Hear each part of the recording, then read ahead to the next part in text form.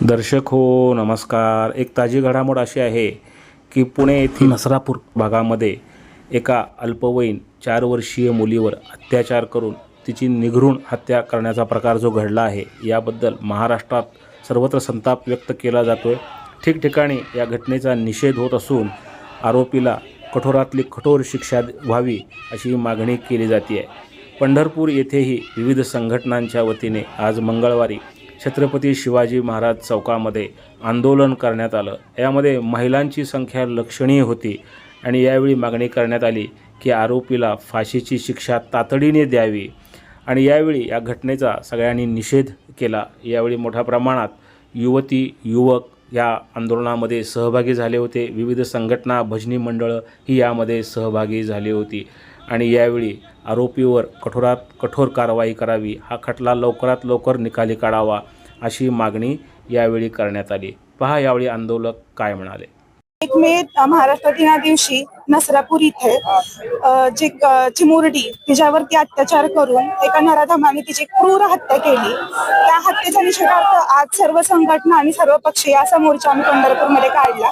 सर्वच माता भगिनींना खूप कळकळीचे म्हणजे माता भगिनींकडून खूप कळकळीची सरकारला विनंती आहे की त्या नराधमाला एकतर तुम्ही पूर्ण महिला भगिनींच्या हवाली करा, जर ते जमत नसेल तर तुम्ही सगळ्यात कठोरात कठोर जी शिक्षा असेल ते जनतेसमोर किंवा तुम्ही एक जाहीर केलं पाहिजे की त्याला कठोरात कठोर शिक्षा झाली पाहिजे, जेणेकरून असं कृत्य परत कधीही महाराष्ट्रात आपल्या छत्रपती शिवाजी महाराजांच्या विचारांच्या महाराष्ट्रामध्ये कधीही घडणार नाही.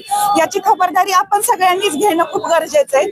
आणि त्या चिमुरडीला मी खूप जड मनाने जड अंतकरणाने एक आईच्या मनाने भावपूर्ण श्रद्धांजली वाहते आणि या गोष्टीचा निषेध करते. धन्यवाद.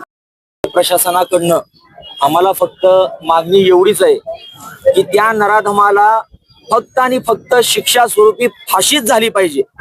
दुसरी कुठलीही मागणी आमची नाहीये आणि त्याचा निकाल हा लवकरात लवकर लागावा अशी आमची विनंती आहे. पुरावे आपल्या समोर आहेत. गुन्हेगारांनी आपले गुन्हे सगळे मान्य केलेले आहेत. आपल्या समोर नसरापुरातली पूर्ण पब्लिक आहे, जनता आहे, जी आज समक्ष स्वतःच्या डोळ्यांनी पाहिलंय. ज्या गोष्टी घडामोडी घडल्या त्या गोष्टींचा अहवाल लेखी स्वरूपात द्यायला तयार आहेत. मग हे प्रशासन वाट कशाचं बघतंय?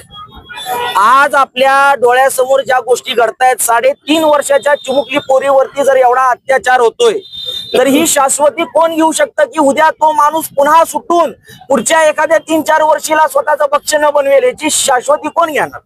आरोपीची नातेवाईक जे आहे, दोघे आरोपीची तरी पण त्याला सोडले. त्यांनी सांगितले की त्याला तिथं नेऊन त्या आरोपीचे बायको आणि त्याचा मुलगा भीमराव कांबळे यांनी स्पष्ट मीडिया समोर सांगितलेलं आहे की त्या माणसाला, त्या चिमुकलीला जिथं त्यानं दगडाने ठेचून मारलंय त्याच ठिकाणी त्याला तिथं दगडाने ठेचून मारून टाकावा असं त्या नराधमाच्या घरच्यांनी सांगितलेलं आहे. जर एवढे मोठे पुरावे प्रशासनाजवळ आहेत उभे, तर प्रशासन अजूनही गप्प का?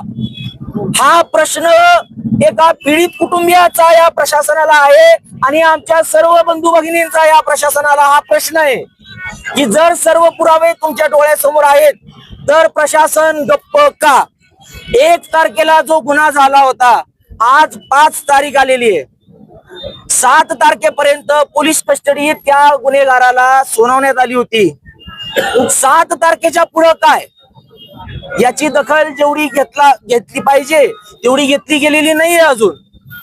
तर आमची माननीय उपमुख्यमंत्री आणि मुख्यमंत्री आणि सर्व प्रशासन यांना एकच मागणी आहे, हात जोडून नम्र विनंती आहे की लवकरात लवकर त्या नराधमाला फाशीची शिक्षा द्यावी.